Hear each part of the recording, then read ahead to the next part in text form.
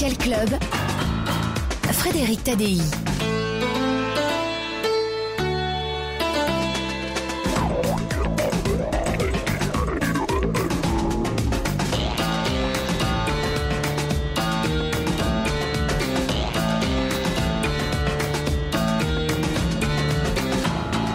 C'est quoi le style des années 2000, la culture des années 2000, la mode des années 2000, les obsessions des années 2000? Du lundi au jeudi, je me lance à la poursuite de notre époque avec ce soir Marina Devanne, Elena Noguera et Philippe Breneau. Au programme sexe, drogue et masturbation, on va parler de l'intime, de ce que l'on peut dire aujourd'hui qu'on ne disait pas autrefois. Et puis je recevrai tout à l'heure l'historien Olivier Grenouillot qui publie un livre passionnant sur le marché, un incontournable des années 2000, le marché. Son livre, ça s'appelle « Et le marché devint roi ».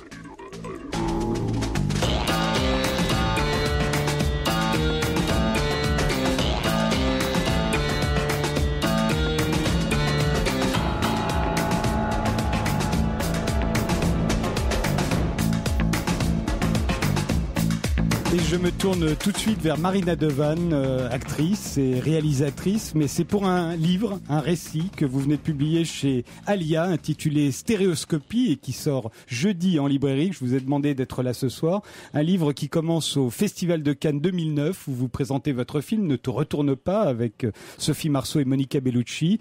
Vous êtes titubante, la conscience dans le brouillard, incapable de tenir la moindre conversation, bourrée d'alcool et de tranquillisants. Et pourtant, vous allez parvenir à le cacher. Personne ne s'en rendra compte grâce à la complicité de vos deux actrices et de votre famille. Et c'est par cette description, ces journées-là, que vous commencez votre livre. Pourquoi avez-vous décidé de le raconter? Personne ne s'en était aperçu. Parce que en fait, j'ai pas décidé de raconter uniquement ce moment. En fait, non, il y a 3 ans qui suivent, terrible. Il y a 3 ans en fait d'un véritable tourbillon, et j'ai éprouvé le besoin un peu vers la fin de ces 3 années, quand je commençais à émerger un petit peu de ce qui s'est déclenché effectivement à ce moment de Cannes, qui était une circonstance difficile pour moi. J'ai éprouvé à la fois le besoin de mettre à distance ce tourbillon, de voir quel était mon parcours, de le décrire, et puis de le partager avec d'autres, avec le plus d'authenticité possible et de précision surtout, pour rendre compte de tous ces mouvements qui m'avaient habité pendant tant de mois. Ça n'avait pas commencé à Cannes, outre les abus d'alcool qui remontent à la fin de votre adolescence. Vous avez eu par le passé une très forte addiction à la cocaïne. Vous pouviez alors en consommer jusqu'à 13 grammes en une journée, 5 grammes en une seule prise. C'est vrai. Non, il y avait un antécédent, c'est-à-dire ça s'est redéclenché à Cannes. J'ai fait une espèce de purge là de mon histoire. Heureusement que vous n'étiez pas en Colombie, parce qu'en Colombie vous seriez morte. Ici, elle est très allégée, la cocaïne. Oui, heureusement pour vous. Heureusement. Et effectivement, il y avait eu en 2003 un premier épisode, et puis je m'étais sevrée toute seule, et puis pendant 10 ans j'étais restée vaillante, et puis j'ai redérapé, mais et puis l'alcool, il y avait eu aussi des épisodes depuis l'adolescence, comme vous l'avez dit, et les médicaments m'ont accompagnée très très longtemps, donc effectivement c'est de l'histoire ancienne. Alors ce livre, c'est le récit d'une déchéance qui va durer 3 ans, jusqu'à l'été 2012. Et d'un début de rédemption. D'un combat quand même. Voilà, et vous en relatez tous les détails, même les plus humiliants. Il n'y a absolument rien, me semble-t-il, que vous ayez censuré. Oui, parce que moi j'avais besoin de décrire avec le plus d'exactitude possible ce qui s'était passé, ce qui se passait en moi, ce qui se passait toujours au moment où j'écrivais, et j'avais besoin aussi d'en faire un récit non expurgé à ceux auxquels je voulais transmettre un peu la vérité de mon expérience, ce qui est très difficile de l'extérieur, parce qu'on a tendance à d'abord ça échappe aux gens, les gens ne comprennent pas. Je voulais décrire de l'intérieur. Et donc aucun détail ne me semblait anodin, puisque j'avais du mal à donner du sens à ce bouleversement permanent dans lequel j'étais, et il me semblait que c'était seulement par la minutie et la précision du récit que je pouvais en faire que je pourrais avoir une image, une vérité aussi bien pour moi-même que pour ceux qui me liraient. Vous allez tenter de vous désintoxiquer après le Festival de Cannes à plusieurs reprises, mais c'est là où on s'aperçoit, encore faut-il trouver le bon établissement, le bon médecin et le bon traitement.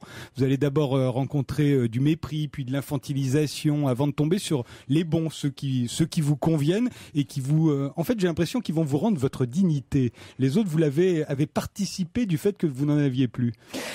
Je sais pas parce que les autres, c'est difficile de porter un jugement sur des méthodes qui m'ont pas convenu. Donc je peux pas dire. Il y a des gens, c'est comme c'est comme si vous me parlez des alcooliques anonymes. Moi, c'est quelque chose qui ne me convient pas. C'est pas pour autant que je vais dire que ces gens-là handicapent ceux qui aident. Non, il y a des gens à qui ça convient très bien. Moi, non. Et donc j'ai trouvé au bout d'un moment effectivement des interlocuteurs. Après, la dignité.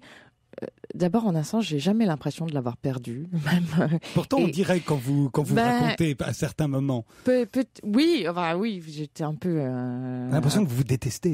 Ah oui, alors ça, oui, ça, c'est là que vous placez comme ça que vous définissez la dignité. Ça en participe. À ce moment-là, je sais pas si je l'ai reconquise. Mais ce que je veux dire, c'est qu'en fait, l'estime de soi, elle se construit aussi dans le combat que vous menez. Et en fait, dans ces 3 ans de déchéance, c'est aussi 3 ans d'un combat de plus en plus victorieux qui finalement a porté ses fruits contre une dépendance, alcool, médicaments, cocaïne beaucoup, donc polytoxicomanie. Et en fait, je trouve que c'est ce combat que vous n'abandonnez jamais et qui porte ses fruits petit à petit avec des rechutes qui vous rend votre dignité plus que des interlocuteurs qui certes par leur bienveillance, par la foi qu'ils ont dans votre capacité de vous en sortir, vous aident aussi et puis vous aident aussi à ne pas culpabiliser, parce que l'autoflagellation, je sais pas si c'est très très utile, et j'ai voulu éviter ça aussi dans le livre, aussi bien de chercher des coupables qui n'existent pas, parce que moi j'aimais l'alcool, j'aimais les médicaments, j'aimais la cocaïne, et j'ai pas à blâmer ma petite enfance, ni la société, ni aussi bien ça que de trop se culpabiliser en se disant je suis un déchet, je suis faible, tous ces écueils-là, je pense que mes thérapeutes m'ont aidé à les éviter. Et moi, dans mon écriture, j'ai cherché à les éviter, oui. Alors, ce qui est remarquable dans ce parcours, Marina Devanne, c'est qu'en dépit des frénésies alcooliques, au moment même où vous essayez de vous en sortir, vous retombez dans des frénésies alcooliques, dans des excès de cocaïne, vous connaissez des délires, des hallucinations, des retours à l'hôpital, des crises de paranoïa, des dépressions. Le combat est féroce, hein. Et en dépit de ça, vous réussissez à travailler. Vous êtes capable de réaliser un film. Oui. C'est fou. Comment vous faites? Je sais pas. Je sais pas. Le travail, c'est ce que j'ai de plus sain. C'est une des choses que j'aime le plus au monde. Et en fait, c'est vrai que il y a quand il y a l'urgence d'un travail à faire qui me tient à cœur, mes forces se mobilisent et toutes mes forces de santé se coagulent. On va dire. Et encore plus fort, vous arrivez à ne pas mourir. En lisant ces pages, à chaque fois, je me disais, mais comment fait-elle? Parce que ce serait facile, ce serait doux.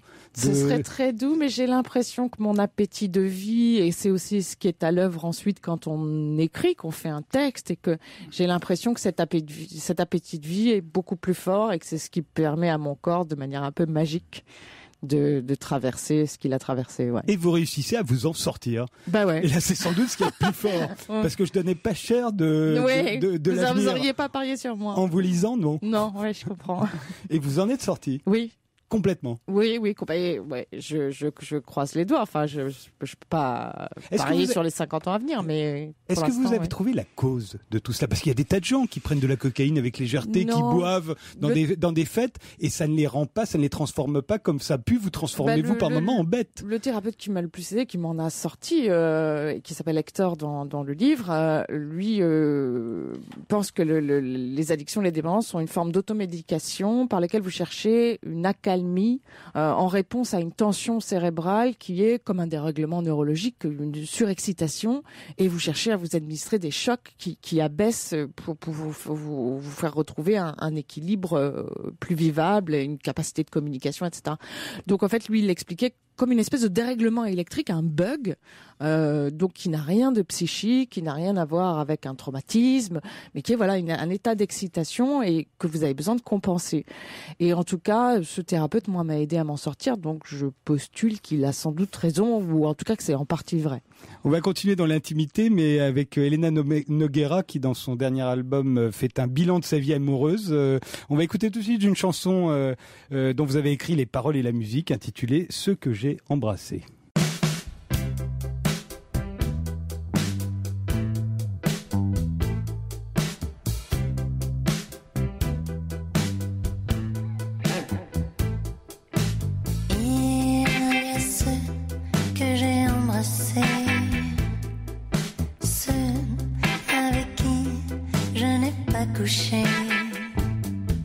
Ce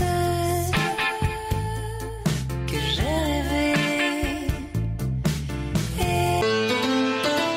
Europe 1 Social Club. 21h, 22h30. Frédéric Tadei. Elena Nogueira, cette chanson que nous venons d'écouter, c'est de générique à votre nouvel album qui est intitulé Année Zéro. En 2013, donc, une femme, on peut dire qu'au cours de sa vie, elle s'est couverte de garçons, comme Pierre-Drive La Rochelle, autrefois, se décrivait comme un homme couvert de femmes. Une femme, aujourd'hui, a le droit de dire qu'elle est collectionneuse. On peut dire ça, ouais. Mais vous croyez que c'est que maintenant, qu'on pouvait pas le dire avant ? On pouvait le dire, mais pas de la même manière, pas avec les mêmes mots. Par exemple, il faut l'écrire, parce que vous avez écrit les paroles, et le chanter. Il y a ceux qui n'ont eu que mon cul, par exemple. Oui. Qui je n'ai donné que mon cul. Oui, mais ça pose encore question, puisqu'on me questionne encore beaucoup là-dessus, alors que je l'ai dit, et qu'on pourrait l'entendre comme si c'était un disque de plus. Et pourtant, on me questionne beaucoup là-dessus, alors qu'on a vu L'homme qui aimait les femmes. Bien sûr, tout mais ça... les hommes se sont toujours vantés de leur conquête. Oui, mais ça reste encore intriguant. C'est-à-dire, je peux le dire, mais ça intrigue et ça questionne. Et d'ailleurs, je le dis pour questionner, puisque c'est une forme de provocation encore. Il paraît que chacune des chansons du disque s'adresse à l'un des hommes de votre vie et qu'ils devront se reconnaître, c'est vrai ? Un garçon. Bon, je m'en fous qu'ils se reconnaissent. Mais c'est vrai que chaque chanson est dédiée à l'un d'entre eux ? Oui. Disons que je sais qui je raconte. Voilà. Et dans chacun a sa petite musique. Dans la chanson qu'on vient d'entendre, vous dites « Pas un que j'ai oublié, pas un qui parfois ne vienne à me manquer ». Je plains votre amour actuel. Généralement, les hommes détestent le passé.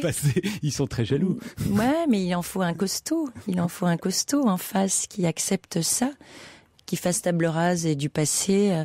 Ça veut pas dire que je suis pas fiable au moment où il faut une relation, où j'ai un face-à-face. Ça, c'est aussi des moments...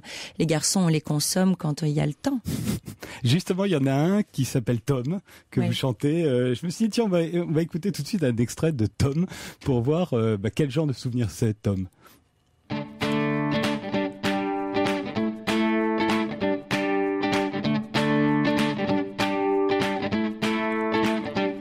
Quand je te quitte, je te tue, Tom. Dis-moi des tonnes de tout ce que tu me donnes. Comme quand on est au lit, j'ai mal dormi, j'ai pas la forme, Tom. J'ai des envies, des mots d'amour, mais c'est toujours Tom. Parce que tu vises, alors Tom pis.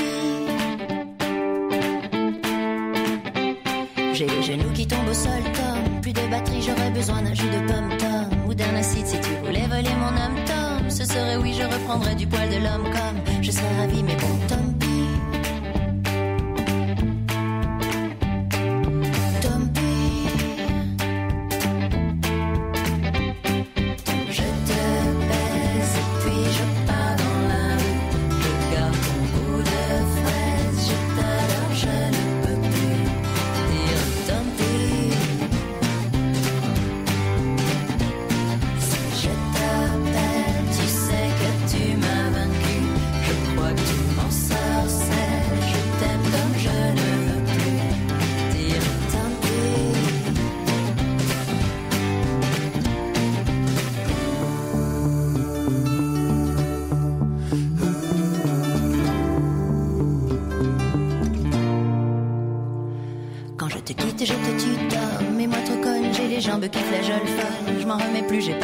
C'est notre Tom, entrevues, même si tu sais que moi au fond je ne pense qu'à ton cul, mais bon, Tom pis.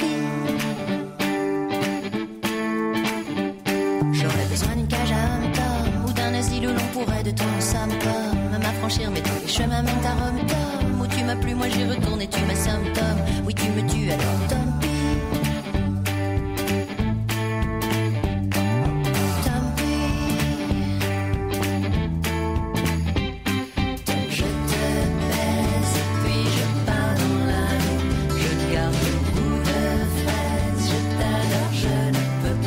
Elena Nogueira, vous rigolez, on sent que vous avez l'impression d'avoir fait un bon coup. Mais non, je rigole parce que vous me questionnez là-dessus, c'est ça que je vous questionne sur ce que j'écoute. Oui. Là, Tom, par exemple, c'est ce qui s'appelle un bon coup. Vous ne pensez qu'à son cul. Il y a des garçons qui attachent par le corps, d'autres par l'esprit, d'autres par l'humour.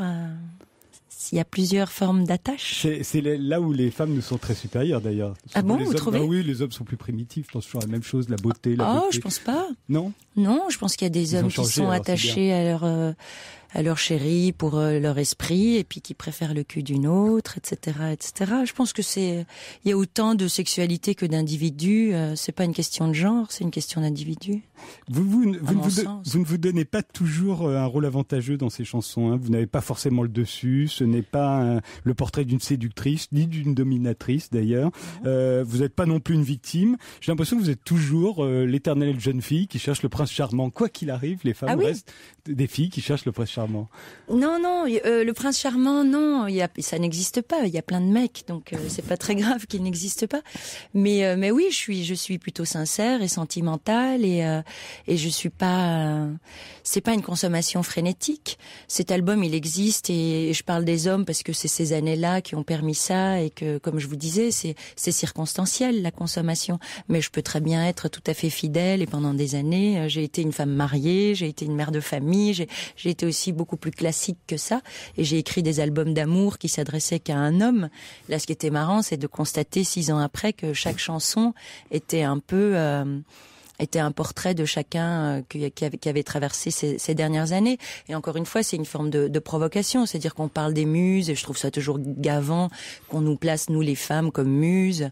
Donc c'est une provoque, c'est pour dire, bah moi j'ai eu des museaux, j'ai allongé les garçons dans mon lit, et j'ai fait des chansons. Mais c'est de la rhétorique tout ça finalement. C'est une manière de re-questionner les choses. C'est moins l'intime que de questionner et de créer un débat. On va reparler de l'intime tout à l'heure avec tous les trois, mais juste qu'il y a quand même l'idée qu'une femme n'a plus rien à cacher aujourd'hui sur sa vie amoureuse. Oh bah si, parce qu'en fait je cache complètement ma vie amoureuse. En fait vous n'en saurez rien de ma vie réelle.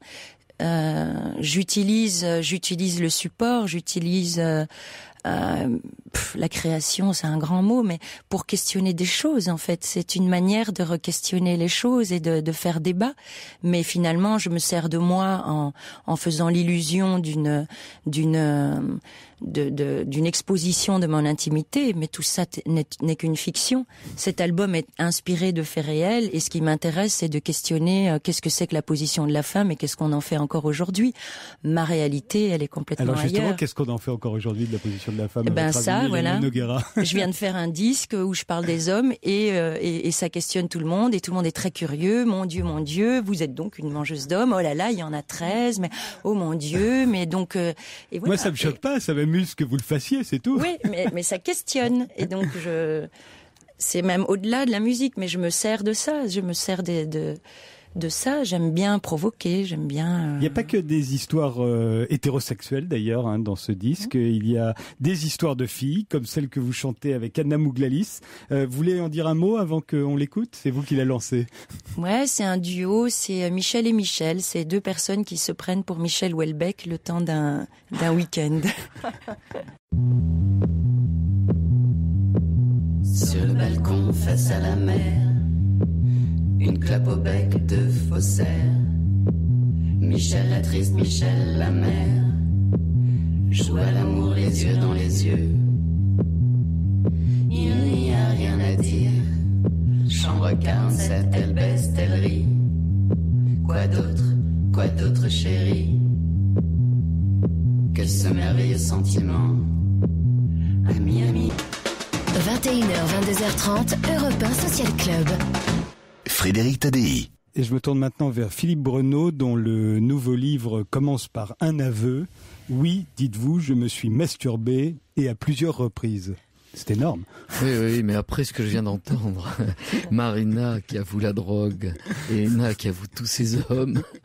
Bon, la masturbation, j'espère que nous l'avons tous pratiquée et que nous la pratiquons toujours avec bonheur parce qu'elle est salutaire. Et le message, il est simplement, c'est bon, c'est agréable. Pourquoi? Il n'y a pas de raison de s'obliger, il n'y a pas de raison de s'interdire ce qui a été fait pendant longtemps. Alors le livre s'intitule Nouvel éloge de la masturbation, il vient de paraître à l'Esprit du Temps, et vous y rappelez que la masturbation, ça reste quand même le tabou le plus intime de la morale sexuelle occidentale, alors que c'est l'acte le plus répandu, le plus fréquent, en plus on le pratique le plus jeune, c'est le premier quasiment qu'on pratique. On peut dire aujourd'hui encore, j'ai passé l'après-midi à faire l'amour avec un tel ou une telle, mais on va pas dire je me suis masturbé avant de venir. Bah non. Bah non. C'est inimaginable. Et non, parce que à la fois c'est le dernier tabou, parce que d'une certaine façon on est dans une société, je dirais, qui a beaucoup évolué dans le sens où il n'y a plus de jugement moral. C'est-à-dire qu'aujourd'hui, et heureusement, et je parle en France parce qu'il n'y a pas beaucoup de pays comme ça, si mon voisin aime la sodomie et que je le sais, et je vois pas très bien, à moins que ça me gêne moi personnellement, mais je veux dire que ça regarde chacun, ce que vous disiez à l'instant, les histoires personnelles, même si dans les chansons, bien sûr que c'est de la fiction, et même si ça tient à des faits précis, l'histoire, elle appartient à chacun. C'est-à-dire qu'on n'a plus de jugement sur les actes que l'on pourrait savoir, sauf une seule chose, qui est la seule chose qui va être interdite, c'est l'intrusion de la sexualité adulte dans la sexualité des enfants. En dehors de ça, je veux dire qu'on est, non pas d'une tolérance, c'est-à-dire ça ne nous regarde pas, à moins que ça se fasse sur la place publique, et là ça va être interdit. Et je dis dernier tabou, mais c'est pas forcément pour qu'il soit levé. Parce que il y a Vous quelque chose de la pédophilie là ou de la masturbation? Je parle de la masturbation. Parce que ça correspond même aux autres actes intimes dont on parle pas. Je vais pas dire je sors des toilettes et je viens de pisser, je viens d'éliminer. C'est des choses qu'on ne dit pas parce qu'elles nous appartiennent et à la fois d'une certaine façon, ça regarde que nous. La masturbation, c'est un tout petit peu différent, notamment dans les couples. Mais c'est la chose qui est le moins su. Dans la grande enquête que j'ai faite sur les hommes et les femmes, il y a 3400 femmes. Je rappelle que vous êtes psychiatre, anthropologue et professeur de sexologie. Dans la grande enquête sur les femmes, 3400 femmes, je crois que c'est 20% de... et puis pour les hommes, c'est un petit peu pareil. Il n'y a pas plus de 20% d'hommes ou de femmes qui, dans les couples, savent ce que fait l'autre au niveau de la masturbation. Parce que il n'y a pas forcément dont on ne parle pas. On n'en parle jamais. Mais alors justement, ce qui est très intéressant dans votre livre, c'est de voir jusqu'où ça remonte et pourquoi cet acte, qui après tout ne fait mal à personne, il était puni de mort en Espagne pendant l'Inquisition. Il est voué aux gémonies par tout le monde. C'est un péché. Il ne cesse d'être dénoncé. De quand ça date? Et vous donnez quasiment une date. Ah oui, une date très précise, il n'y a pas que moi. Hein. Oui, 1677, la découverte des spermatozoïdes. Et quelques années plus tard, on publie Onania. Onania en 1710. Et en 1758, le traité de l'onanisme et des maladies produites par la masturbation de Tissot. Alors pourquoi la découverte des spermatozoïdes va faire que cet acte qui jusque-là laissait tout le monde dans l'indifférence, tout à coup Enfin, c'est laisser tout le monde dans l'indifférence. Auparavant, il y avait une chose très simple. Dans les siècles précédents, on est plus ou moins tolérant par rapport à la sexualité, mais il y a l'acte fécondant qu'on devait faire sans désir, mais tout le reste qui n'était pas fécondant, c'était contre nature. La grande abomination, c'est la sodomie,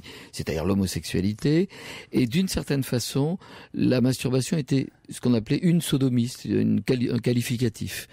Et puis, au XVIIe siècle, commence une persécution, début du XVIIIe siècle, jusqu'à la moitié du XXe siècle, jusqu'en 1950. On a cherché, il y a des historiens de la sexualité qui ont travaillé là-dessus. Thomas Laqueur parle d'une sorte de mode qui a pris.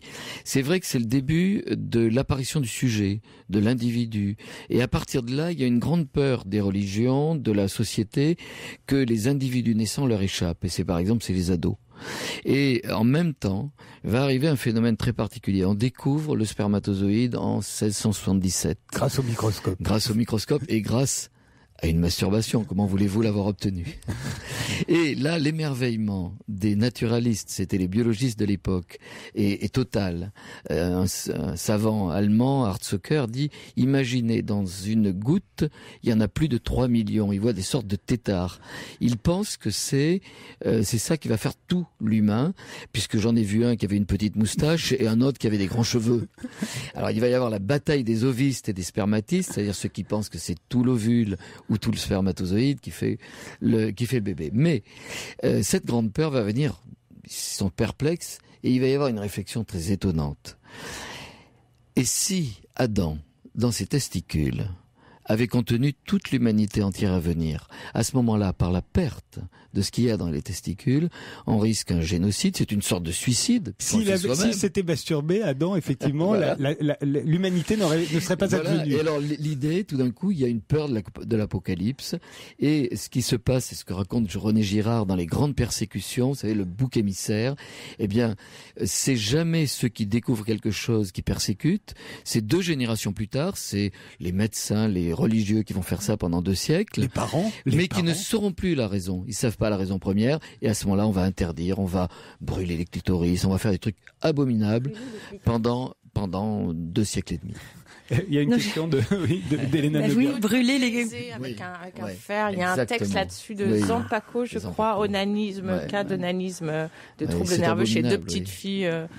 Et on disait, dommage qu'on l'ait pas vu, qu'on l'ait pas fait plus tôt, parce qu'on aurait plus facilement arrêté leur comportement inacceptable.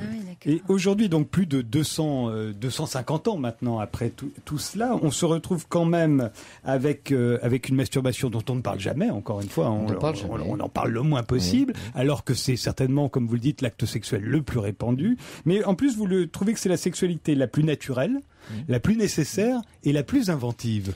Alors, la plus inventive, je trouve que vous exagérez un peu quand même à 2, à 3, à 4, à 12. Surtout s'ils sont bisexuels, on peut faire des trucs pas mal aussi. Ce que je veux dire, c'est que la masturbation n'a rien à voir avec le coït. Les 2 coexistent. C'est-à-dire qu'un couple qui est épanoui, en couple ou seul, qui fait l'amour avec quelqu'un, ok. Mais à côté de ça, la masturbation est une nourriture de libido. Et on sait aujourd'hui que c'est ce qui construit la sexualité, que ça soit surtout pour les femmes, j'allais dire, parce que la plupart des hommes se masturbent beaucoup pendant longtemps du fait de cet acte extrêmement mécanique. Mais au niveau féminin, il y a beaucoup trop de femmes qui ne connaissent pas la masturbation, et elles sont en majorité parmi celles qui ont des difficultés sexuelles. Donc aujourd'hui, on sait qu'il y a un message, c'est tout simplement ne vous obligez, que les auditrices ne s'obligent à rien aujourd'hui, mais qu'elles ne s'interdisent rien. Il y a quelque chose qui a changé, vous le dites, la première fois que ce livre est paru, c'était en 97, c'était l'éloge de la masturbation, là c'est une édition augmentée, mais entre-temps il y a eu le sextoy qui a permis de libérer un tant soit peu la parole, et la masturbation c'est un mot que n'emploient pas les femmes en général, vous dites, elles préfèrent dire se caresser. C'est vrai que quand j'ai écrit cet éloge de la masturbation, on m'avait demandé quelque chose qui décapait un peu en 97, et moi je l'adressais beaucoup aux femmes, on avait le même discours, on savait très bien que beaucoup de femmes ont besoin d'ailleurs le message que vous voyez partout, c'est se connaître, apprendre à se découvrir, mais bien sûr, parce que c'est apprivoiser ses propres réactions pour pouvoir les vivre avec quelqu'un d'autre. Et ce message n'était pas passé parce que le mot masturbation est peu utilisé par les femmes. Beaucoup de femmes vont parler de caresse intime. Un éloge de la caresse intime aurait été ambigu. Depuis que Nathalie Riquel a mis les sextoys en devanture, dans vitrine des magasins Sonia Riquel, et depuis, je vois les journaux féminins ont fait beaucoup plus d'articles où ils utilisent le mot. Il est beaucoup moins banni aujourd'hui. 21h, 22h30. Frédéric Tadei sur Europe 1. Marina Devanne, une réaction au livre de Philippe Bonneau. C'est un sujet que vous abordez vous-même dans Stéréoscopie. Il arrive que je me masturbe dans Stéréoscopie. Oui, ben moi longuement, même parfois 10 heures, 12 heures de suite. Mais ça, c'est dû à la drogue. Ah, c'est vrai. J'avais oublié. Vous me rafraîchissez sacrément la mémoire. C'est vrai. Oui, ça sous l'influence d'un produit. Mais moi, j'aime beaucoup la masturbation. Votre livre, je le lirai avec intérêt. Je l'ai pas lu, donc je peux rien en dire. Et la masturbation des autres, c'est vrai que c'est pas une chose dont on parle couramment. C'est vrai que comme vous le disiez, les gens peuvent dire j'ai fait l'amour tout l'après-midi. Ils disent rarement je me suis masturbée hier soir. Donc voilà, moi j'ai toujours pratiqué la masturbation. J'ai découvert ça à 6 ans. J'étais très très contente. J'ai fait une maquette pour expliquer à mes copines où c'était, où fallait toucher. Et voilà, ça ne m'a pas quitté depuis. Mais j'ai pas d'autres. Elena Noguerin. Bon, j'ai rien à rajouter. Je trouve que c'est très très bien. Oui, et ce que dit Marina, c'est que en fait, c'est profondément anxiolytique la masturbation, et c'est pour ça qu'on peut avoir des accès de masturbation comme on a des accès d'alcool. Oui, pourquoi pas. On y est moins dépendant. Là où je voulais en venir avec tous les trois, c'est que il me semble que la notion d'intime et d'intimité a changé ces dernières années. On dit et on montre des choses que naguère encore on ne disait pas et on ne montrait pas. Et je pense que les sujets de vos œuvres respectives le prouvent. Est-ce que vous avez une explication ? Est-ce que vous savez où ça se passe ? Pourquoi cette notion d'intimité a-t-elle changé ? Marina Devan. Non, j'avoue que là, vous me prenez de court. Non, je n'ai pas d'explication parce que moi, j'ai pas cette impression en fait que ce soit une conquête récente. Ou une conquête ou pas une conquête d'ailleurs. Oui, certains y verront au contraire une sauvagerie, un exhibitionnisme. Peut-être, mais j'ai l'impression qu'il y a eu des textes, des chansons, des choses qui étaient assez crues, qui étaient assez exposées depuis longtemps. Donc j'ai pas remarqué. Je sais, j'ai pas d'explication en fait. Certains vont y voir d'ailleurs l'influence de Facebook et de la télé-réalité, mais ce sont à mon avis des phénomènes qui sont moins la cause que la conséquence d'ailleurs. Peut-être qu'il y a enfin je sais que moi simplement comme lectrice, il y a chez moi un essoufflement par exemple de la fiction. J'ai de plus en plus de mal à m'intéresser à des choses qui sont où je détecte pas où je me sens pas en prise directe avec la réalité d'un autre individu. Alors c'est peut-être un phénomène contemporain. Oui, je saurais pas en analyser la cause. On a tendance à préférer les coulisses au spectacle ces dernières années. Un petit peu. Je vois ça en tout cas comme lectrice, comme spectatrice, un besoin de vérité qui est peut-être faux parce qu'on peut dire qu'il y a autant de vérité dans la fiction que dans l'exhibition de soi, mais je sais pas. Hélène Donguera. Oh là là, c'est une vaste question. Au fur et à mesure que la réponse arrivait, il y a plein de choses qui traversent l'esprit. Je sais pas, parce que vous parliez de télé-réalité, c'est pas du tout la même chose. Non, certes, mais on y voit parfois, on se dit, bah tiens, en fait, il y a peut-être eu l'influence de la télé-réalité. Moi, je pense que la télé-réalité est la conséquence. Oui, ça vient après, parce qu'il y a l'autofiction déjà. Exactement. L'autofiction qui date d'il y a 10-15 ans, qui commence, la télé-réalité, tout, et la presse un peu de merde, là, les Voici et compagnie. Et Facebook, où chacun se met en vitrine aussi. Ouais, mais ça, c'est de l'intime, presque moqueur, de l'intime qui rassure parce que l'autre est misérable et donc on a envie de voir l'autre dans cette misère-là quotidienne et stupide, qui est pas du tout la même chose que les auteurs qui se servent de l'intime, comme je disais tout à l'heure, pour re-questionner des choses. C'est quand même beaucoup plus profond que juste une émission de télé-réalité ou les Voici et compagnie, où il y a quelque chose d'un peu... Oui, il y a une différence entre le déballage comme ça de soi et puis le fait de faire une élaboration malgré tout artistique. Ça peut sonner un peu prétentieux. La qualité est différente, évidemment. Oui, mais travers un travail. Il y a néanmoins dans les deux, il y a une culture de l'aveu. C'est vrai. Et dans votre livre, il y a une culture de l'aveu. C'est vrai. Que vous avez poussée très très loin. Et je pense qu'il y a 20, 25 ans, 30 ans, soit votre éditeur aurait dit non, c'est trop, soit vous-même... J'aurais eu du mal, moi, à l'assumer socialement. C'est-à-dire, j'aurais peut-être été stigmatisée. Voilà, là, je suis plutôt récompensée. Je suis invitée à votre émission. Je veux dire, ça a une certaine classe. Peut-être qu'il y a 20 ans... on m'aurait pas invité à dîner le soir parce que on aurait trouvé ça peut-être qu'il y a moins de stigmatisation. Philippe Bruno. Oui, moi je vois cette évolution dont vous parlez, Frédéric, qui est alors c'est vrai qu'il y a certains livres qui n'auraient pas été publiés il y a 30 ou 40 ans.